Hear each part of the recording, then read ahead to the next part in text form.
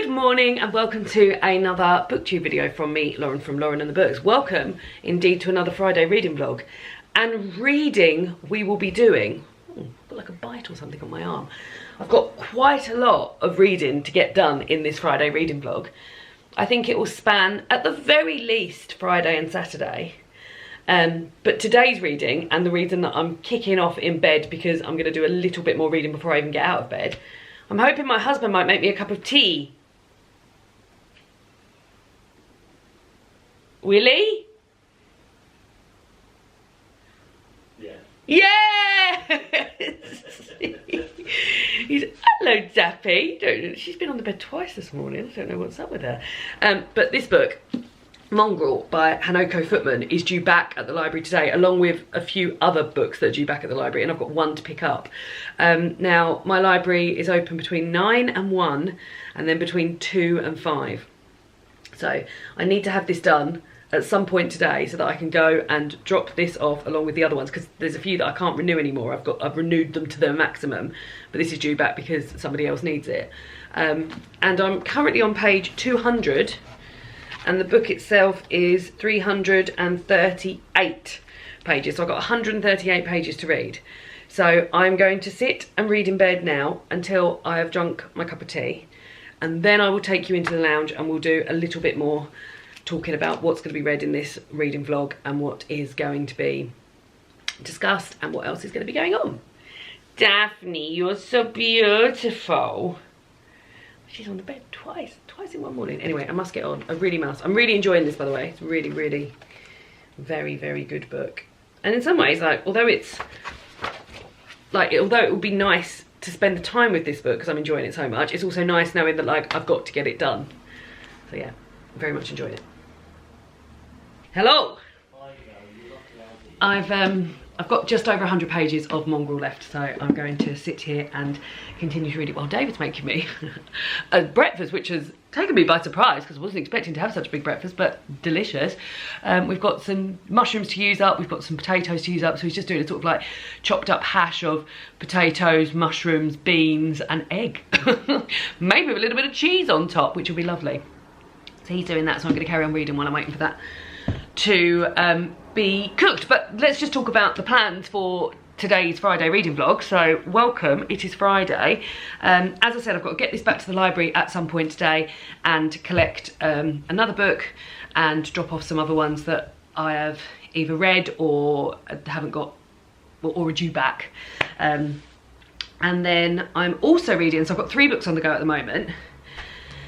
And today, guys, we're going to be having one of my little treats from my reading challenge that I haven't done for ages because I just haven't been reading any of the reading challenges. So I have finally started reading, well, almost at the end of A God in Ruins by Kate Atkinson. I'm on page 430 and yes, yeah, so I'm just over 100 pages. Bit of Daphne fluff there. Just over 100 pages from the end of this book. And this, if you haven't been here for a while, is a selection of exciting book challenges that my friend Jen bought me for my birthday last year. And I've done 3 of them, but there's one in here which is called Read one of the oldest books on your TBR. Either you've had it for ages or it was published long ago. Now, I remember buying this book from Tesco's and featuring it in one of my first ever book hauls. So yeah, this is one of the oldest books on my TBR. I've had it for like 10 years. So yeah, so if I get that finished, which hopefully I will, because hopefully I'm going to finish Mongrel today and then I can finish this, and then I'll be able to open this little prize at the end of the reading vlog. I've been really enjoying this. I was reading it in bed last night and there was a really sad bit there where I was just like, it's the prequel, or sort of like runs alongside to Life After Life, which is a book about this character Teddy's sister. Life After Life is a fantastic book. This isn't as good as Life After Life, but it is still a lovely thing, and this is making me think I want to reread Life After Life. I've got the audiobook of it on Audible, so maybe I'll get around to it, but there's so many audiobooks I've got that I need to listen to on various platforms at the moment. So there we go, that I'll be reading that also. And then I've also started reading The Raven's Nest, which is an Icelandic journey through light and darkness by Sarah Thomas.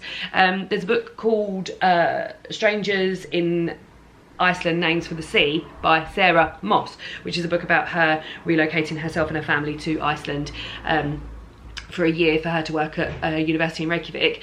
And this is about Sarah Thomas going to Iceland to work a summer job and sort of falling in love with the country and somebody who is there and marrying that person. And what sort of like is sad, but like has put me in like a bit of a sad place when reading this, is that it opens with her talking about her divorce that she's going to be getting from her Icelandic husband Bjarni, and now we've gone to the bit where she's met him, and it's so full of hope and excitement and lust and loveliness, and I know that this all ends like with a divorce, so that's quite sad. But yeah, I'm enjoying reading this and hearing about Iceland, and yeah, for the same reasons that I loved Strangers in Iceland, Names for the Sea, I'm loving The Raven's Nest as well.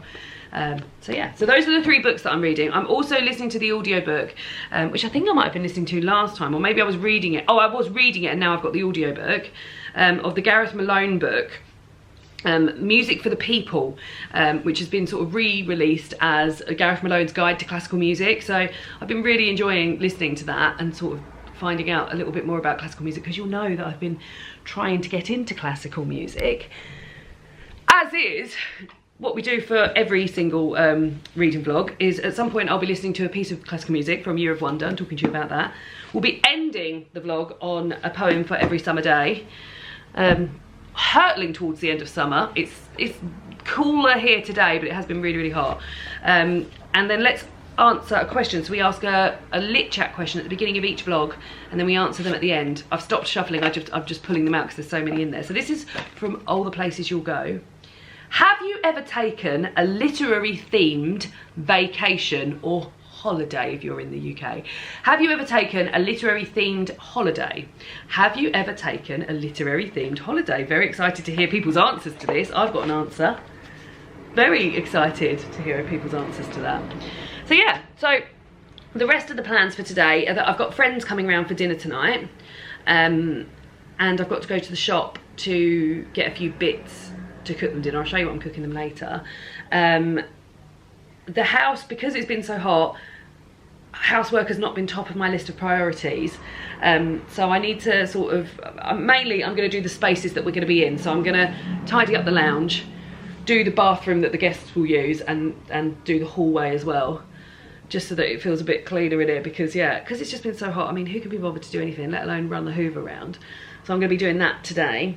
Got to go to the library as well, as I said, and I'm also, so it's my niece's birthday next month, and she's got really into these books, which are a series called Willow Valley. There's a whole host of them who are written by Tracy Corduroy. I mean, look at this. This is the most autumnal thing you've ever seen. So she has read Birthday Fun, Spooky Sleepover, A Seaside Rescue, maybe not A Seaside Rescue. She's read the one that's also, she's read one about eggs. That was the first one she got, the Easter one. And then I thought I'd buy her this one because it's and there's one in the library called One Snowy Day, but she's saving that till Christmas. But she loves them, and it's about Starla, this badger, Hector, I think the hedgehog, and then Riley is this squirrel maybe, but she loves it. But anyway, this is called Toffee Apple Night, and I thought as part of her birthday present I would make her an autumnal themed bookmark. So this is a little leaf, this will be her initial, this is an acorn, and then this is a toffee apple. So I need to finish that and then mount that onto something. So that might be something I do this weekend as well, just to get a little ahead of the game. But yeah, I mean, how exciting is it? So she's only ever got these books out from the library, which she's been very excited about, but to own her own one, I think she's going to lose her mind. And they're just so cute little things. So that's the plan. So I'm going to carry on reading now. Read more of Mongrel, have my tea, and then yeah, hopefully my breakfast will be done. But yeah, this I'm well on my way for doing this. I've got less than 100 pages left now, so excited. Well, breakfast really was delicious. I sat at the table, I didn't sit on the sofa. Page update, she's on page 246, so less than 100 pages to go now, guys. Finishes on 338. 92 pages to go now, guys. But I just had something arrive in the post, which feels like a book. So I thought I'd open it here for you. Oh, yes, it is a book. It's been sent to me by Vintage. Oh my God, it's adorable. Oh my god, this is gorgeous. This is a Japanese modern classic called Mornings with My Cat Mii. Look how beautiful! By Mayumi Inaba. And it's translated by Ginny Tapley Takamori, who I also believe is the translator of Convenience Store Woman. Yes, she is, yeah. For the first time. So this was, let's see when it was first published.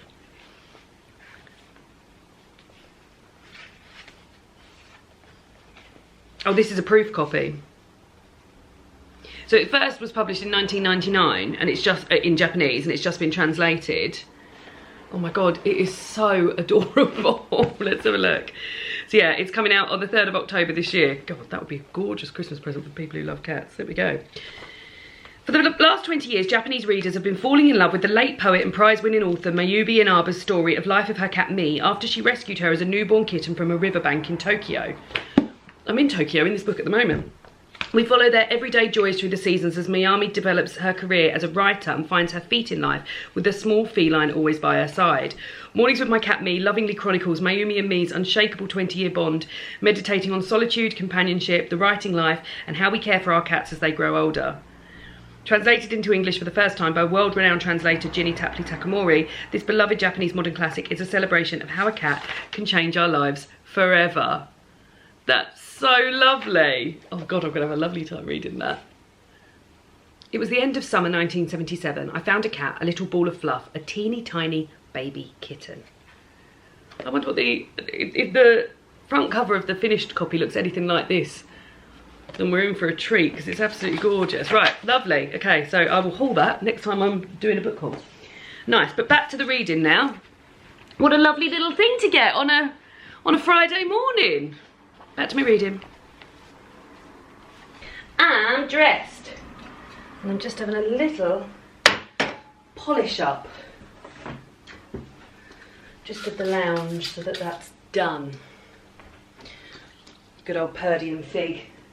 And I've actually used the Purdy and Fig bottle to make my own cleaning stuff.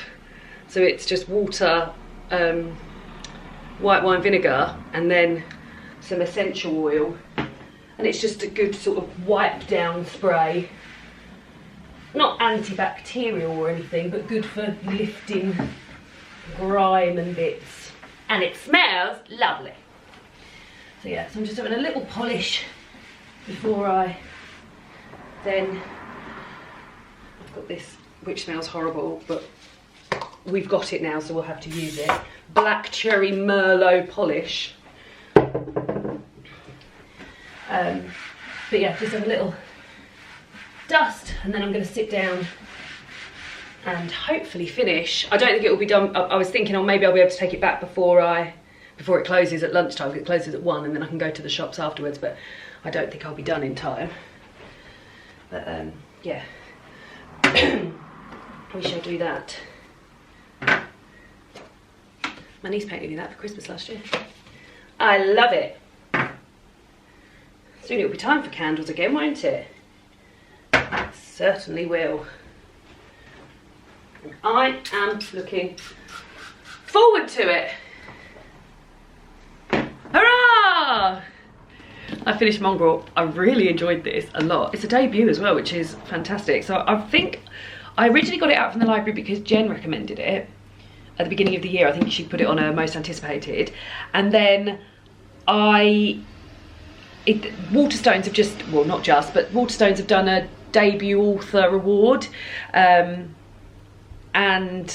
this was on the list, and I put reservations on all of them. Marta was one that I already owned, so that's why I ended up getting it out a second time, and yeah, bloody brilliant. So we'll hand that back today. Can't go right now because it is 1:45 and I just wouldn't be able to get everything together in time to go. So I'm gonna go for 2 o'clock and then go straight to Tesco afterwards. Have to go to, there's a few supermarkets around here, but I don't recall ever having seen paneer in either Morrison's or Aldi or Lidl. So I'm gonna go to Tesco's where I've definitely bought paneer. So we're gonna go there, that's where I need to go. I'm going by myself.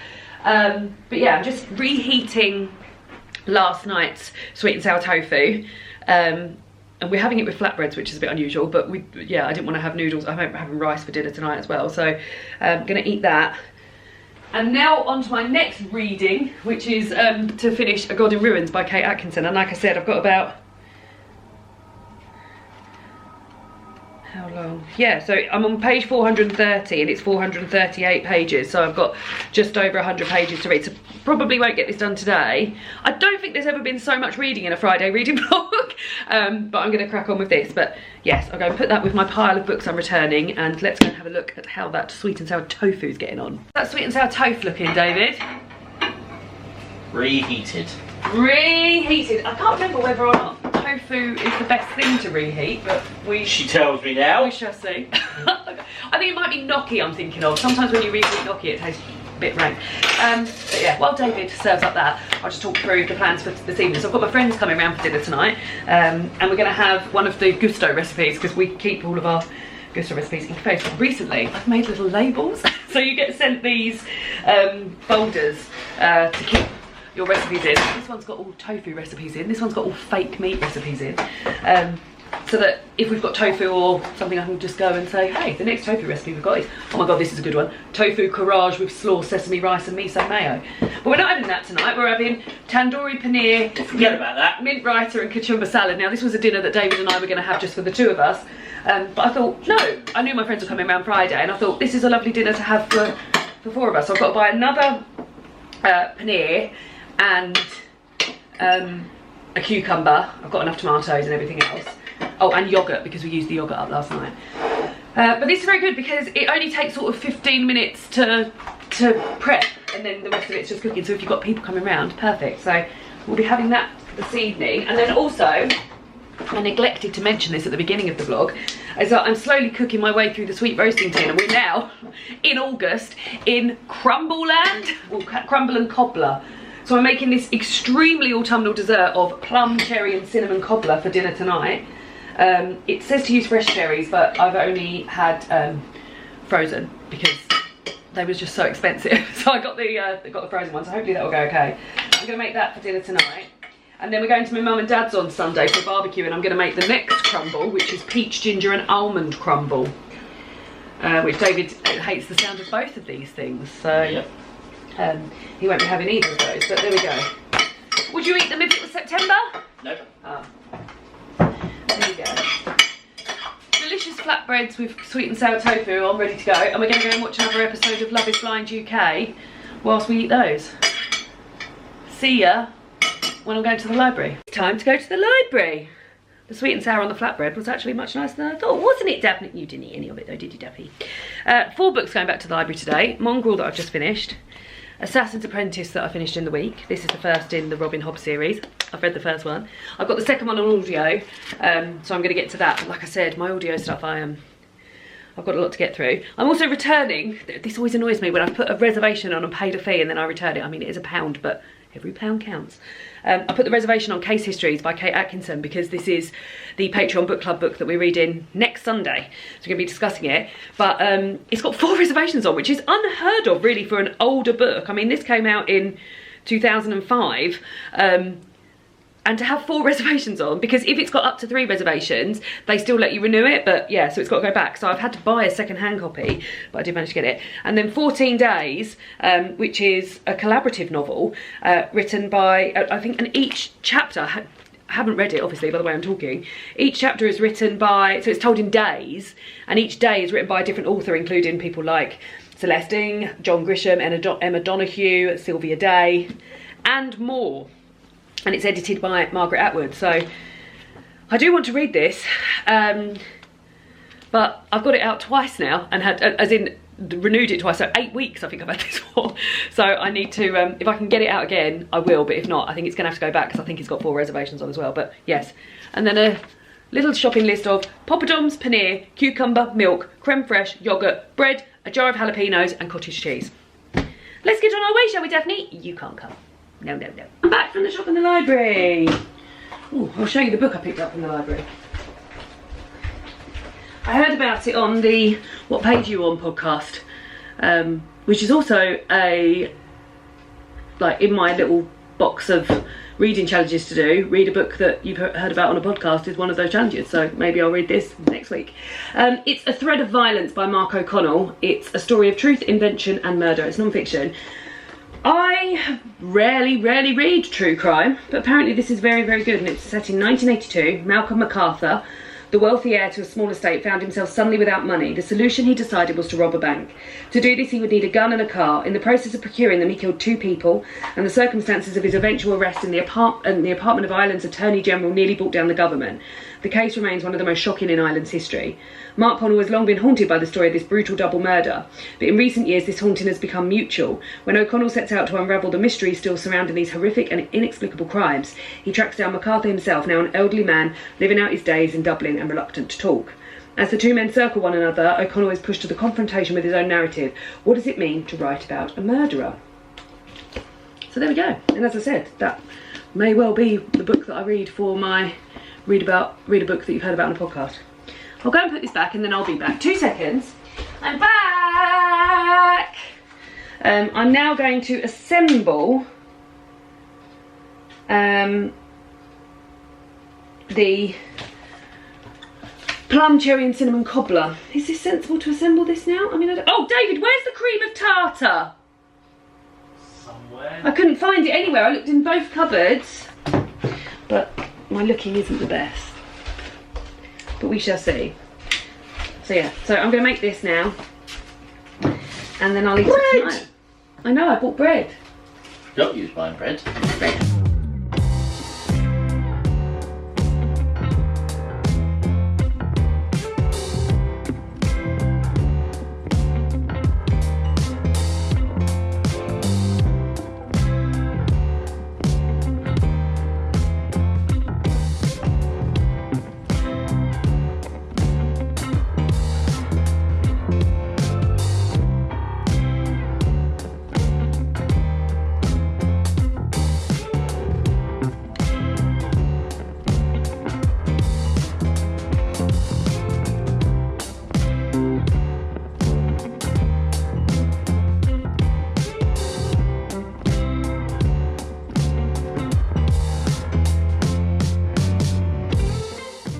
Longer than my normal bash out a batch of biscuits or muffins or something, but yeah, I mean, hopefully it's gonna be okay. It was actually like quite easy. I've never made a cobbler before, so we will see, but this is, I'm gonna put this in the fridge. Apparently it takes 30 minutes in the oven from that, but I mean, if this is a success, my autumn desserts are sorted because it didn't take that long to do.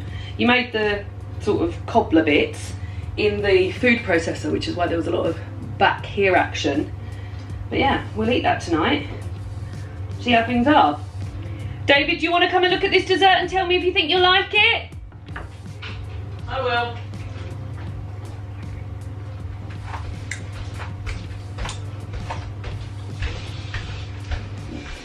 No.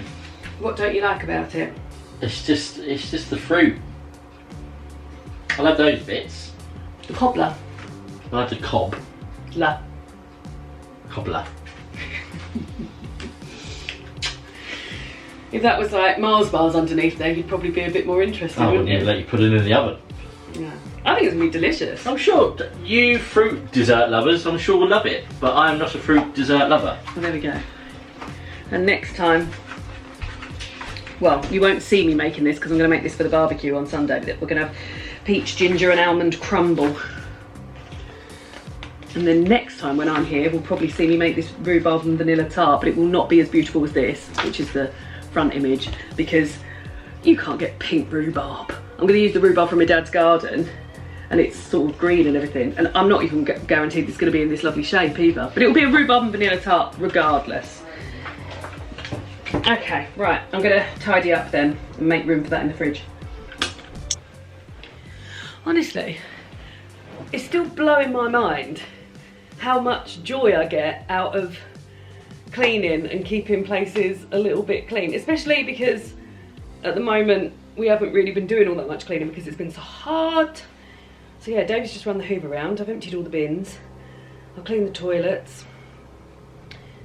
Had to wipe down and a dust of all the frames and things, and it just looks and feels lovely and smells lovely. So yeah, it is 6:20. They're not getting here till 7:30. We've watched all of what's been released of Love is Blind UK. So I'm just going to read now until they get here, I think. What are you doing, David? I'm at a little play. He's going to have a little play on the PlayStation. That'd be nice for you. So he'll be in here with me, which is even lovelier. He's just had a pack of crisps because he said he was so hungry he needed a little morsel. And he's just had a little morsel. He's getting his chair out. Well, if you're sitting down, I'm going to read. I'm going to read. Okay. We'll probably see you a bit later on tonight, maybe even tomorrow. Hope the cobbler's all right. I wouldn't know. I'm back. I popped into work to do some physical labour, as you can tell from my outfit. I don't know if I mentioned, but we're having a boiler fitted today, which we don't know how long it takes. The chap's been here. He's taken the old boiler out and now he's gone back down to his shop to get a few more bits. But yeah, it's always a bit awkward, isn't it, when you've got somebody in your house doing some work and stuff. And yeah. So he's just nipped out, so I thought I'd just nip back and say, I'm here. David's gone to play tennis. Daphne's been relocated to the bedroom. Hello, baby! There's no water on, and I'm gasping. And yeah, I'm going to sit and read some more of A God in Ruins.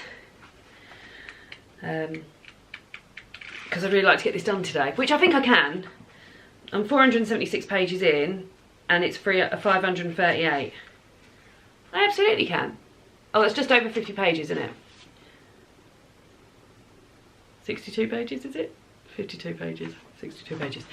I can do it. I believe in myself. So yeah, maybe I'll go and sit in the lounge and do that for a bit. Yeah, I think so. I'm so looking forward to having a shower and washing my hair and putting some clean clothes on. Oh, he's still here, except he's not here. He's gone back to the shop. So I've come to sit in here with Daphne for a bit and eat some of last night's leftover cobbler, which went down lovely. And it was a deliciously pretty easy dessert to make that I'll definitely be recreating. The only thing I will say is that it is a pricey thing to make, because it was absolutely fine with the frozen cherry. Hello, baby!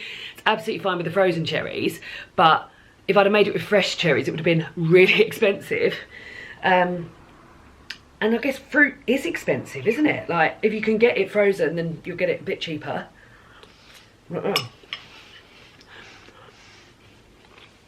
Delicious, but pricey dessert. You could buy it for cheaper than it would cost to make, which is always a shame, isn't it? Anyway, I'm going back to reading. The water's still off. So I'm drinking last night's glass of water. Stale. You can't go out there yet, my baby. No, you can't. He's still here, as in the boiler man. He's had to go and drop his daughter off at the carnival that's going on around here. What time was he here this morning? Before 8, wasn't it? Yeah, about 10 to 8. He says everything that could have gone wrong has gone wrong, and he also said, when he got here, David said, oh, I've read it takes about 4 to 6 hours. Do you reckon it'll be that long? He was like, nah. And now it's almost 3. So we haven't been able to have a shower since our sweaty activities this morning. Mine cleaning and stuff, and David's tennis. But he has just gone, and we were able to get into the kitchen. So we've just had beans on toast, which was, I think, where we were both so hungry, it was just delicioso. Yeah. So yeah, how are you feeling? We were both up quite early this morning as well, and went to bed so late last night. We went to bed at like 20 to 1. Well, no, 20 to 1 was when my friends left. Exactly. So and then we were chatting in bed, weren't we? Yeah, we didn't get to bed till gone 1. But yeah, I have finished A God in Ruins by Kate Atkinson, which I very much enjoyed. I didn't enjoy it as much as Life After Life, but I think that's because that was something very special to me. But something very sort of special happens in this book, and it's a spoiler for the book. So go away if you don't want spoilers, and I'll call you back when I'm done. No, don't you go. So go away. So this story tells the story of Teddy, who is Ursula from Life After Life's brother. Not Little Mermaid? No. And you hear about his life in completion, and he's in the Second World War. He is... I don't know the correct terminology for it, but like he flies a fighter plane and drops bombs and everything. And you hear about him having a close escape and going to a prisoner of war camp, but then after coming out of the prisoner of war camp, going back to his like childhood sweetheart, who he's known literally since he was 5, and marrying her, and them having sort of like problems conceiving, and then falling pregnant with one daughter, Viola, and you learn about you meet her, she's awful, and her children, so Teddy's grandchildren, and their dogs, and the various people in their lives, and all of these things that happen to them and everything. And then at the end you find out that Teddy actually died and never even got as far as the prisoner of war camp. So all of these people that you've met, none of them existed because Teddy didn't get out of the he So they made them all up? No, as in, so the story was like what could have been, which is what Life After Life is about as well. So it's like many like what ifs and what if. A cop out. No, it's not. It was beautiful. It was really, really lovely. God, David, this is your face. Don't like that. No. And now I've just said it's beautiful, and now stop picking your fingernails.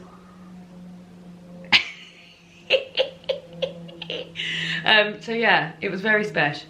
You can come back now. If you're coming back, you've just arrived at me telling David to stop picking his fingernails. Stop picking your fingernails. Among other things. Among other things, of you saying you didn't like, oh, there's a little butterfly out there. That's nice, isn't it? Mm. I heard that.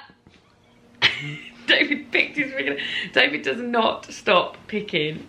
When we go into bed at night, just have a little scratch of somewhere. He's the loudest scratcher I've ever heard. And also, he's quite a big boy. So when we're going to bed at night and I'm trying to get to sleep and he's scratching his leg, the whole bed's going. It's a bit like this. The whole bed's going. And it's just the loudest scratching I've ever heard ever. And if it's not that, it's him picking his fingernails. But, despite all of that, I love you. Thanks. You're picking your fingernails now. Well, I've already done the picking. And I that's just why had to pull it off. Sometimes he's like, I've got as far as I need to pick it up, I just need to purge. Purge. You're a very naughty boy. And I purged. No, not the Boiler Man. Anyway, I've now been reading a little bit more of The Raven's Nest by Sarah Thomas. I've finished 2 books in this reading vlog, and that means I get a prize out of my box, which I'm very, very excited about. So, I'm going to carry on reading a little bit more of this. What are you going to do? I might have a little Just sit play. and pick his fingernails and scratch. Well, I might do, yeah. That would be a lovely Saturday afternoon. I would love that. It'd be my favourite Saturday ever. How was tennis this morning? Tennis is very good. I I enjoyed it. I love playing tennis. He loves it. He absolutely loves it. I do love playing. I'm pretty good. I'm alright. Yeah. Not as good as my brother-in-law yet, but... No, but he will work hard to be the best at anything. He will. You're just a sort of play to have a nice time with it, I just want to have a good game. David also just said to me while I was sat over there that he's very into TikTok, and he said he started noticing the beginnings of some Christmas TikToks. My algorithm is... His algorithm is starting to drip in some Christmas. Just, what like? Just little morsels. What like? Just some like foods, mainly like alcohol, like mainly shots, like Christmas shots. Christmas shots? He's doing Christmas shots. Your algorithm doesn't know you very well. Doesn't, does it? What's in one of these Christmas shots? Well, I mainly get as far as watching, because around the rim they put it in frosting and then like sugar strands and stuff, and then I normally switch over. Not interested. No, but the algorithm will learn that. I enjoyed looking at the glass being. And are they playing some little Christmassy music? Yeah. David's very excited about autumn in general. You put an autumn ASMR on the other day, didn't you, David? Well, I did. It just popped up on my timeline, and I just had a little listen, only for a couple of minutes. Cool. Right. Well, I'm going to carry on reading this. Who knows? I mean, it would be nice to have a bath tonight. Well, I mean, at this rate, he might be getting in the bath with us. I said to David earlier, does he just live here now? It's such a lovely. He's a really nice guy. We've been having a lovely chat with him, haven't we? Yeah. But yeah, I think, oh babe, you must have other places you want to be. And I think he's just frustrated, isn't he, with how it's going. But life goes on. Exactly. Sorry I shouted at you for picking. Do you still love me? David's watched Back to the Future today. Oh yeah, I should log that. Not that Log it! Not that. You might be able to hear wildly loud bird song. And that's because I've got a lovely summer ASMR room on. I've just got out of the bath. Oh my god, it's amazing. I've not had a bath in ages. I got in Aldi do a lot of dupes, don't they? Same as Lidl, of like beauty products and stuff like that. And I got a luxury bath float when we've got a new Aldi near us. And when that opened, I bought that and it was £2.50 for not a massive bottle, but like 500ml of bubble bath. And it's like royal jelly, the Marks and Spencer's one, which is more than £2.50. And it just really stays on your skin afterwards. It's very luxurious, but also like maybe a little bit Christmassy. So I think maybe I'll pop it to the side and start using it again in winter. But oh, it was just such a lovely bath. And I read loads of The Raven's Nest. I'm now 121 pages in. I'm having a great time with this. I just love hearing about people relocating to places, and particularly like places like Iceland and Norway where I want to visit. So yes, having a bit. And there's so much in here about food. There's also some really gutty stuff about the slaughtering of animals. The person that Sarah is in a relationship with, Bjarni, his family look after sheep and then kill them at the end and then eat their meat. I don't eat meat. And there's some pretty gutty stuff in there, so warnings if that is something that would affect you. But there we go. But I'm also, yeah, so I'm about to start making dinner. I'll go in there in a minute. It only takes 10 minutes, so David's just got in the bath. But I've decided something that I'm going to start doing on Instagram. Shall I turn the birds down? I think I'm going to have to. Something I'm going to start doing on Instagram on a Saturday is asking a bookish question. Just to have a little bookish check-in with you guys over on Instagram. And today's question was, what are you reading right now? So I then put up a picture of the book that I'm reading right now. But I'm just collating all of the answers so that I can share them with the people that have answered. And there's so many great books that people are reading. And also, it really reminds me of things, so like for instance, this one, Peach Blossom Sky, I own that book. Someone's reading that at the moment, so. All the Light You Cannot See, that's another one I read ages ago. Brotherless Night, read that. So I'm just making a list of all the books that everyone's reading, and then I'll share that. And then hopefully every Saturday, if I remember, I will remember, I'm going to ask a Saturday bookish question. So lovely. So let me just collate these and then I'll take you in to the kitchen and we'll cook dinner together, I think. Because like I said, it only takes 10 minutes. It's halloumi and like peri-peri rice and I'm so excited about it. I haven't been the most glam this reading vlog, have I? No. But hey, I've been relaxed and that's been lovely. So I'm coming here to cook dinner and to show you because we've got Gousto, and every so often I will share with you my referral code, affiliate link for Gousto, because it's always a really good deal for people who haven't done Gousto before, and it literally puts food on the table in my house. If you use my affiliate link, you get 65% off the first box and 25% off the first 2 months, which is a really good deal. We sort of use it sporadically. This week we've just got 3, which isn't the best value for money, but we get it sometimes with 3, sometimes we get it with 4, sometimes with 5. The 3 we've got this week, and this is what we're having for dinner tonight, is peri-peri fried rice, halloumi and coriander salsa. Oh god, it looks so nice. Courgette, these ones don't have to be eaten until Thursday, so which is good because we're at a barbecue tomorrow. Courgette and black pepper sauce with fresh tagliatelle, which looks lovely. That one will get made a lot because I get a lot of courgettes. And Italian bean stew with cheesy roast potatoes. So we've had a similar Italian bean stew that David loves. It's one of his favourite things from here. So we thought with cheesy roast potatoes, just think, I mean, it's hardly the weather for cheesy roast potatoes, is it? But there we go. So yes, if you would like, I mean, I'm going to cook it now and talk to you while it's going. So these ones are, I mean, really good. So this one takes 10 minutes. This one takes 10 minutes. And this one takes 4 to 45 minutes. And you can really filter your searches, so like I don't eat meat, so we just have vegetarian or plant-based stuff, and you can filter your searches if you want 10-minute ones. 10-minute ones are good because you can also have them for lunch as well because they only take 10 minutes to make. And yeah, if you want, like, they have like limited edition stuff, and at the moment there's like lots of lovely summery things, and as we get into sort of like autumn, they bring out like autumnal, there's more like hearty dinners and stuff, and yeah, there's lots of lovely sort of like Halloween and bonfire night and eventually Christmas and New Year stuff coming up as well. So let's go with this peri peri fried rice. Oh, and another thing is that this rarely happens, but today we've had 2 damaged items. The bag of peas was open, so quite a lot of the peas had exploded, and then this had been smushed. But they were really good, so like just to show that it's not all great all the time. But I messaged them because these were both usable. I mean, there's probably bits of this I won't be able to use, but like these are both usable.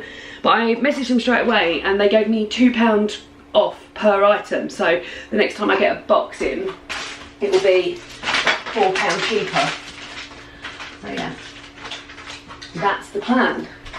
I'm very excited about this. I've been looking forward to this peri peri rice the whole time. Right, I've got everything here. I need blanched peas, cooked white rice there, coriander, dried chilli flakes, which we don't use because David can't really handle spice, so we use pepper flakes, which have a sort of like similar chilli vibe but not the spice. 1 garlic clove, ground smoked paprika, ground turmeric, halloumi, red pepper, and a white wine vinegar. And here we go. Because it's 10 minutes, it tells you to get everything ready at the beginning, but I'm going to just be here. So de-seed your red pepper, scrape the seeds. It's really like, talks you through exactly the steps you need to do as well, which is very nice. Because even like, I mean, I've been cooking dinner for a long time, and even now I still come up with tips and stuff on trips how to do it. Yeah, it's a shame that this pepper is smushed, but I will endeavour to use as much of it as I possibly can. It's being cooked anyway. I think it's okay. What does it want you to do? De-seed and dice. Oh, so it really doesn't matter. So yeah, so tonight now we are going to, just while I chop my pepper up, we're going to watch film. It's David's choice of a film. I can't remember what, he did say something that he was interested in watching. He quite likes a sports film. Also the hit list is back, which is pure Saturday night TV. Strictly's back next, not next week, but next month. I've been sort of a bit torn about Strictly, because you'll know that Strictly is something that I love very dearly. It's a TV programme in the UK. You might know it in other countries as Dancing with the Stars. They do it in many countries. But there's been a bit of furore around, and I say that, I don't mean that flippantly, around Strictly this year. 2 of the contestants from last year have raised concerns about the training they received and the behaviour of their professional dancers. One of the professional dancers, Graziano De Prima, has been sacked. Used quite a lot. Has been sacked for his way of teaching his celebrity, Zara McDermott. And then, strangely, I can't get to the bottom of this, but Amanda Abington, who was on last year and was paired with Giovanni Panice. This is all very niche if you don't watch Strictly, or if you're not from this country. She pulled out of the competition, citing personal reasons, and has since said that it was because of the way she was treated by Giovanni and the practices were not what she expected them to be, etc. And has done sort of interviews on this and things like that. Now, they didn't sack Giovanni. He left of his own accord. And there's sort of, I mean, it strikes me as strange, and I've watched interviews with Amanda Abington, and everything she says I'm in full support of. She's saying things like everyone needs to be in a work situation where they feel comfortable, and if something doesn't feel right, then they should be able to raise that without backlash, and I absolutely agree with that. But yeah, it just feels strange to me that there was no sort of like, and Giovanni's still employed by the BBC, regardless of whatever has happened there. It's just maybe left a bit of a bad taste in my mouth. She shall still be watching Strictly, absolutely. I'm onto the garlic now. Peel and chop or grate my garlic. I'm going to chop it. But yeah, it's sort of, and I think there was a bit of a delay in announcing who the celebrities were. Probably as a result of everything that's been going on. There's a lot less women involved this year. There's 6 women and 9 men. And I don't think there's any same-sex couplings. So I don't really know what I don't think there's, I mean, there may well be, but there's nobody sort of like who I would glaringly put in a same-sex couple there. Or have I heard about it. But yeah, so it's just, I'll still watch it, and I'm sure I'll still get the same enjoyment out of it, but at the moment, because it's not here in front of me, I keep thinking, ooh, like I don't, yeah, but we move, and I mean, they've held their hands up and said there's an issue here and we're going to have chaperones in the room, which is bizarre that they didn't in the first place. So that's something that they've done. So anyone who watches Strictly and is watching this, chopping the halloumi now into 3 pieces per person. There's 2 persons here, me and my husband. Let me know how you feel about it this year. I'm still looking forward to it, and I know it will. Oh, I'm very excited the fact that they've got a gladiator on there, and I know my niece will be, she loves gladiators, so she will be very excited about that. But yeah, and actually, strangely, this year, because often when the lineup's announced, I don't need to know everyone to enjoy it, but it's nice in that. But this year I knew everybody but one person, which is unusual. I don't often know everybody. But yeah, the only person I didn't know was somebody who works on like a Good Morning Britain show. She's a GP, and I didn't know her. She was the only person. Right, we've done step 1, step 2 basically, because the first step is get everything ready. Heat a large wide base pan. This wide base pan was a wedding present from my sister, preferably non-stick. It is non-stick, with a drizzle of vegetable oil over a medium high heat. We just cook everything over a really fucking high heat in here.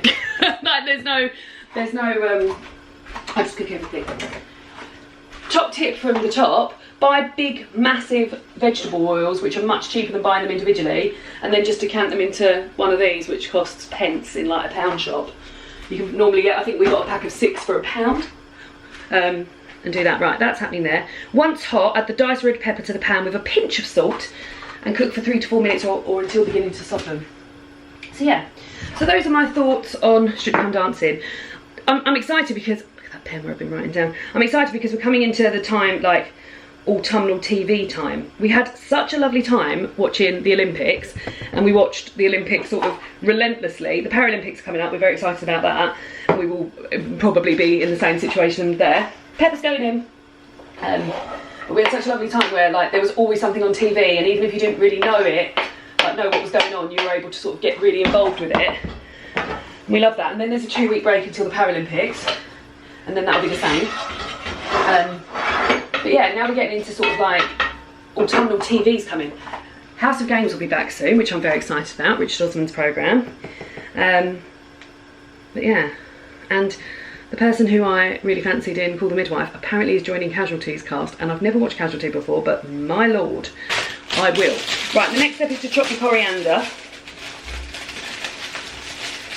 There's going to be like a coriander, did they call it a coriander pesto? Which I've never heard before. Coriander salsa. I used to hate coriander, and now I love coriander. I used to absolutely, even in like when I was a student and I used to eat a lot of like jarred sauces and stuff, I used to absolutely, I could tell if it was in stuff and I'd be like, I don't like it, don't want it, and then it just changed, which is very unusual. Chop, chop, chop, chop. So yeah, so telly and a film tonight, and then tomorrow we're out for a barbecue. I'm going to make a salad to take to that barbecue, so I need to go to Aldi in the morning to get the bits for it. I could have got them yesterday when I was out shopping, but like I like the salad stuff to be super fresh, and chances are it would have arrived today rather than the stuff that was in the shop already, so we're going to do that. Combine the chopped coriander and white wine vinegar in a small bowl. We'll take this small bowl and add 2 tablespoons of olive oil and a pinch of salt and pepper. This is your coriander salsa. As simple as that. I tell you what, something Gousto has really done. It's really upped, excuse me shouting over the peppers cooking. It's really upped my sauce game, particularly my mayo game. There's so many simple things that you can add to mayo that will just elevate your mayo.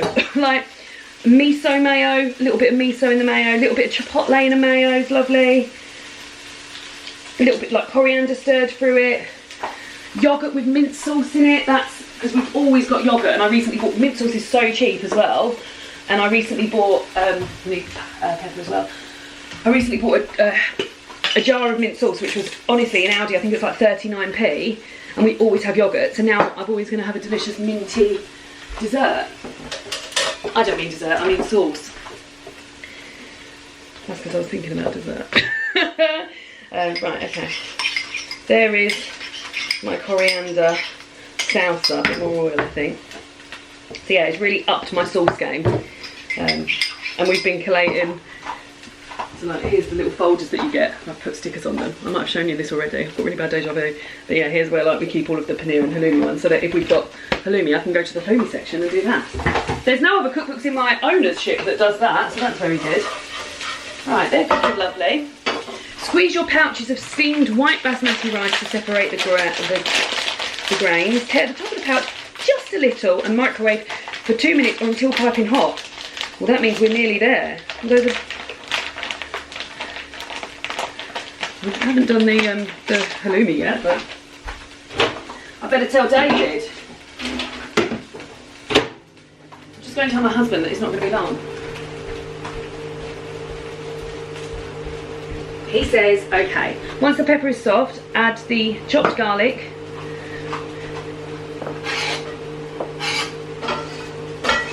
Smoked paprika. Oh, let's get a little stir while the garlic's in there. Sometimes if I'm making like a curry or something, I might add a tin of chickpeas to it or something as well. Should I add some chickpeas into this? David would like that. Do you know what I'm gonna? If I'm feeling extra specially hungry, the portion sizes are fine, but oh, wrong cupboard. But David and I like to eat a lot. So yeah, I am going to add a can of chickpeas in. Does anyone else do that? Just halfway through cooking dinner, think, oh fuck it, I'm going to stick a can of chickpeas in here. We were, I had my friends around for dinner last night, as I said, and one of their husbands doesn't like chickpeas, and I was like, what? What are you eating if you don't like chickpeas?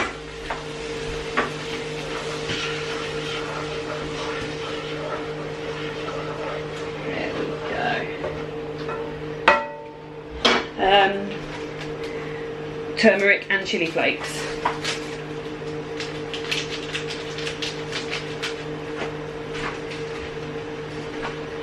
Turmeric.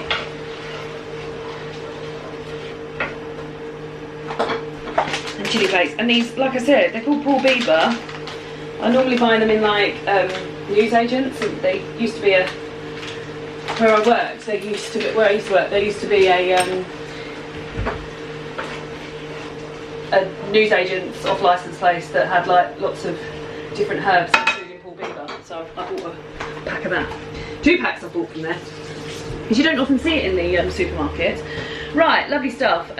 Once fragrant, add the steamed basmati rice and blanch, oh, because the rice is going in there, and the peas to the pan, along with a splash of water, and cook for 1 to 2 minutes.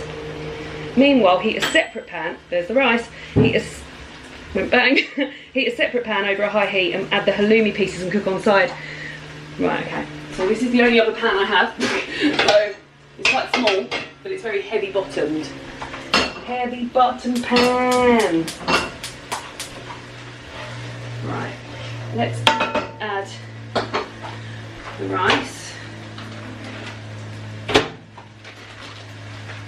Hot.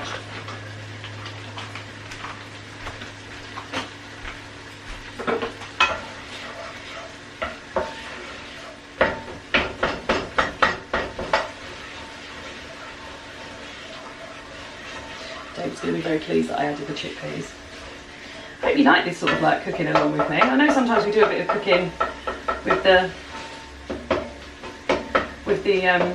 baking that we do, but I normally speed that up, don't I? So this might be quite nice. I quite enjoyed, during lockdown in particular, I quite enjoyed, I could put a bit of oil in there, I can say too. Watching videos with people cooking, because it would just be, it just feels quite, oh, I'll put the peas in as well. Sort of like company, doesn't it? It's nice company.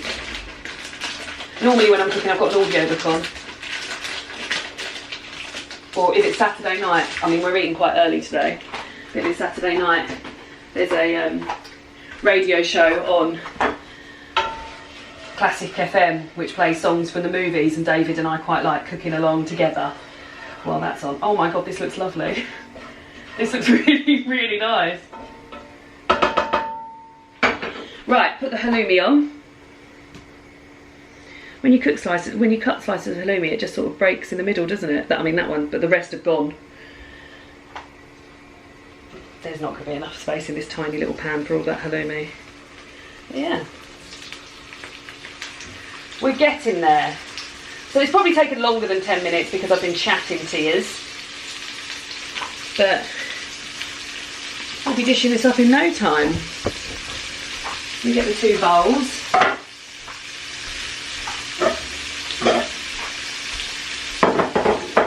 I will get some mayo out as well, and David will probably like barbecue sauce because he puts barbecue sauce and everything.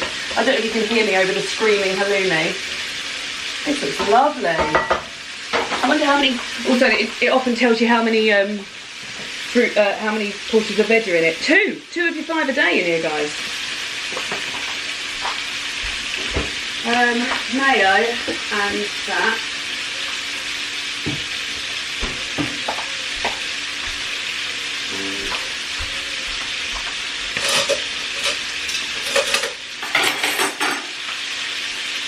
I think I may have to go and rush David a little bit more, because this is good to go.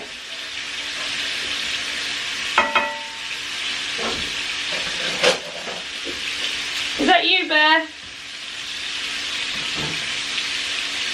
It's not me. That might be him getting out the bath.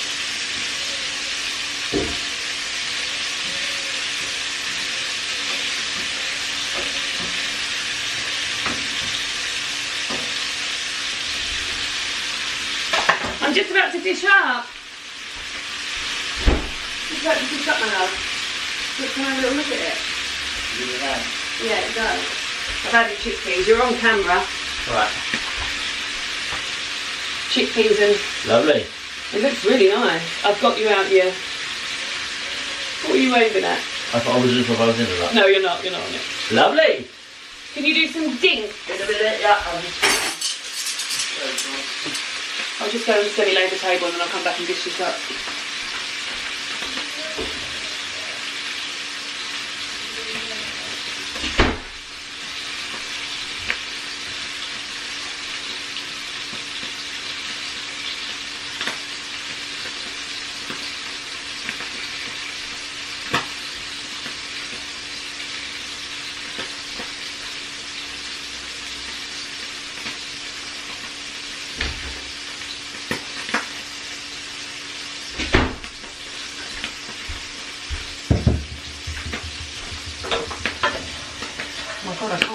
Wait to eat this.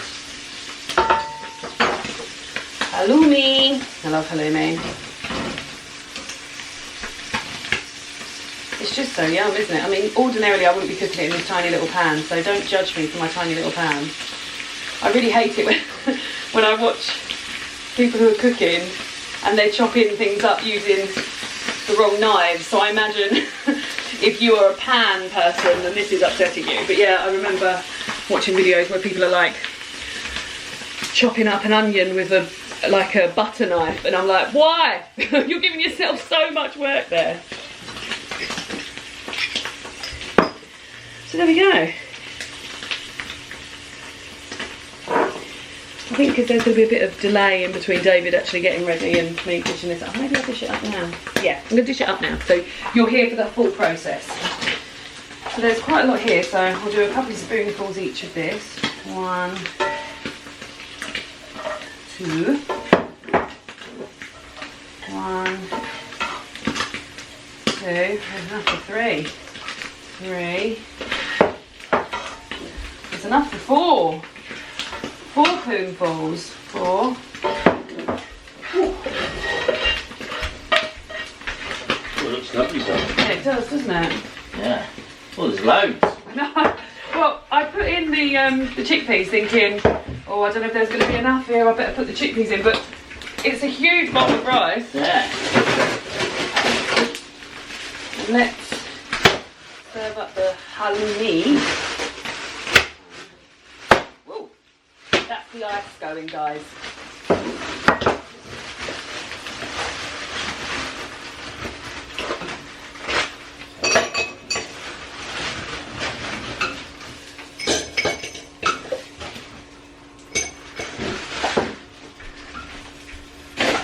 Go, and then put the salsa atop it.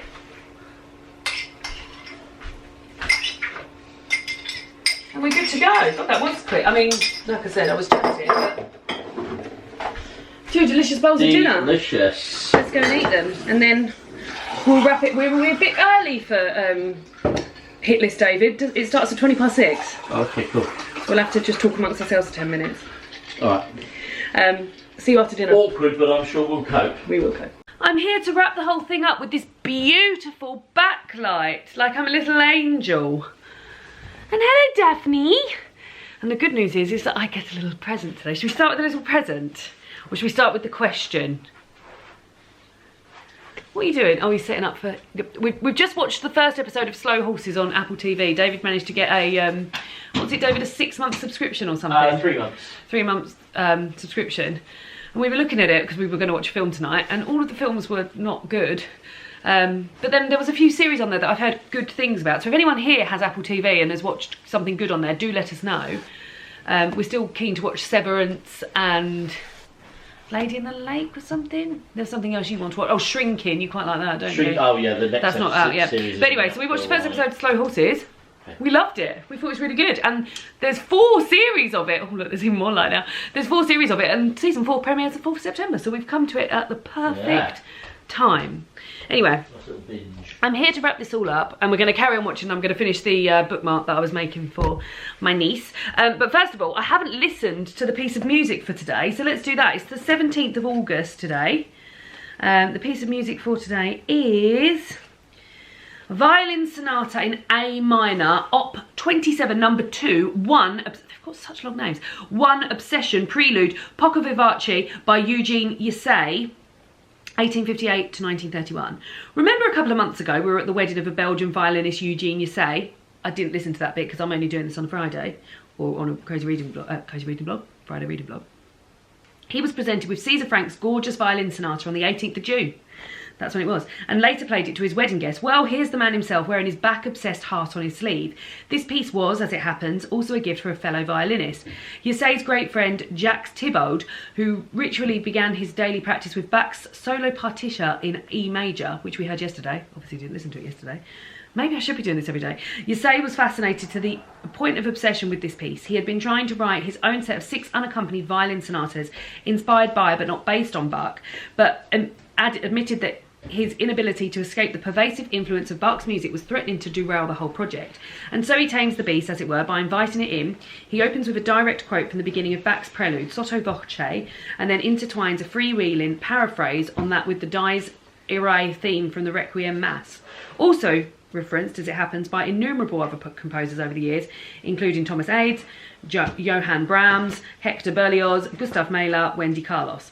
Again and again, Ysaye tries to rid his piece of Bach's phrases. Again and again they return until the 2 themes are finally resolved in a coruscating, never heard that word before, playful finale. The piece was written in 1922, the year of James Joyce's Ulysses and T.S. Eliot's The Wasteland, twin peaks of literary modernism. Yet Ysaye remarked that the work was set in a consciously postmodern idiom, my emphasis. To my ears it still sounds indeed both thrillingly and bracingly new. Let's see if I can get Alexa to play it, and then I'll report back. Alexa, play Violin Sonata in A minor, Op 27, number 2. Playing Ysaye. 6 sonatas for violin solo. Opus 27 by Eugene Ysaye from Spotify. I think I've managed it. Well, David, I can't say I enjoyed that at all. No. I hate to say this, but it was a bit screechy. I don't think it's finished. Oh, is it not? Oh, it's very, very quietly in the background. Alexa, volume up to 5. Oh. Still on. I'd see if I changed my mind on it. She did not change her mind on it. Yeah, it just didn't really do all that much for me. I found it quite distracting, if I'm being honest. Like, I was getting on with my niece's little bookmark, and I found it quite distracting. But yeah, well, there we go. You can't love them all, can you? And then I'll answer the question, then I'll take my plays, and then we'll finish with a poem. So the question was, David, if you're interested, have you ever taken a literary themed holiday? No. No, but I have. Have you? Well, Mercedes and I went to Cambridge Literary Festival, stayed in an Airbnb, and went to a series of talks from different authors. Melissa Harrison was there, Lucy Seagull was there, Sarah Perry was there. Oh, we did an Alice in Wonderland thing. We did an Alice in Wonderland, yeah. And then whilst we were there, Mercedes and I met up with Jen, and we went to a few bookshops. So although it wasn't sort of like literary themed, based on like, so imagine like when you watch, this is bizarre that I'm referencing this, but when you watch The Trip, and Rob Brydon and Steve Coogan are driving around going to different places where I can't even think of the name that the poet that they were obsessed with is there, but they were going to different things. So I haven't done something like that, but I've done like bookish trips basically. But yes, would be very, very interested. I'll tell you where I would like to go. I'd like to go to Prince Edward Island, where Anne of Green Gables is set. That would be nice. But yes, very interested to hear if you guys have ever taken a literary themed holiday, or if you're of that persuasion, vacation. Sometimes people, David, say vacation instead of holiday, and holiday means Christmas. Some say vacay. Some say vacay. Right, okay, I'm so excited to get my little prize. So I need to read one of the, I've read one of the oldest books on my TBR. Either you've owned it for ages or it was published long ago. So I have owned it for ages. I'm so excited. It's been such a long time since I've completed one of these challenges. I'm absolutely delighted. So I read A God in Ruins by Kate Atkinson, which is one of the first books that I hauled on this channel, like when I first started it 10 years ago. David cannot take his eyes off of what I'm about to open here. By the way, I have to hide this from my niece every time she comes around because she's like, what's in there?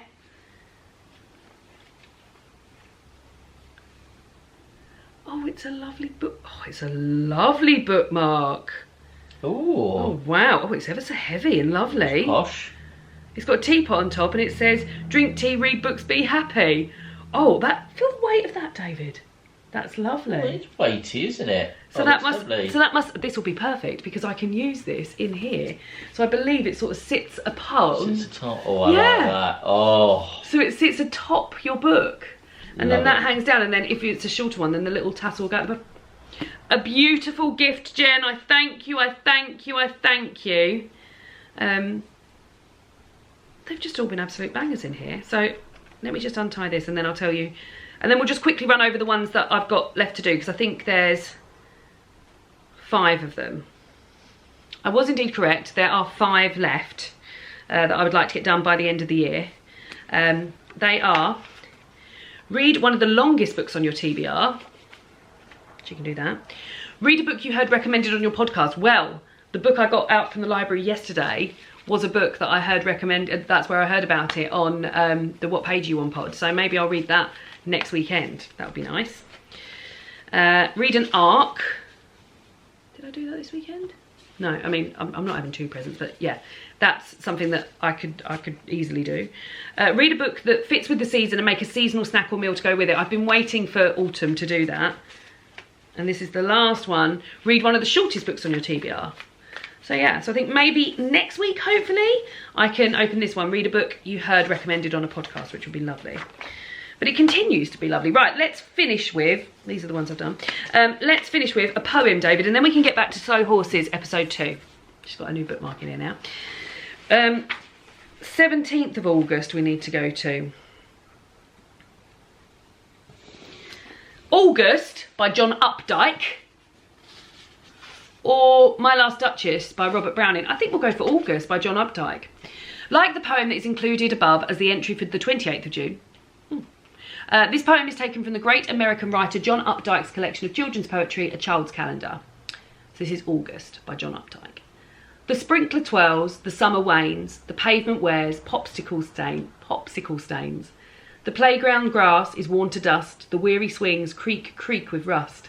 The trees are bored with being green, some people leave the local scene and go to seaside bungalows and take off nearly all their clothes. David was smiling at that one too. That was a good one. Lovely stuff. So thank you so much for joining me for another Friday reading vlog. And I'll see you all again soon for another book tube video. Goodbye!